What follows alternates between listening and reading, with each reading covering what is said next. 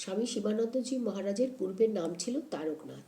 জ্ঞাতসারে বা অজ্ঞাতসারে বুদ্ধি ও ভাবের ভেতর দিয়ে শ্রীরামকৃষ্ণের বিভিন্ন ভাব গ্রহণ করছিলেন, কিন্তু ঠাকুরের তীক্ষ্ণ দৃষ্টি সর্বদাই খুঁজিয়া বেড়াইত তারকনাথ ভাবাবেশে কোথাও পরধর্মে আকৃষ্ট হইতেছে কিনা, এবং আবশ্যক হলে তিনি তাহাকে তৎক্ষণাৎ সে বিষয়ে সাবধান করে দিতেন।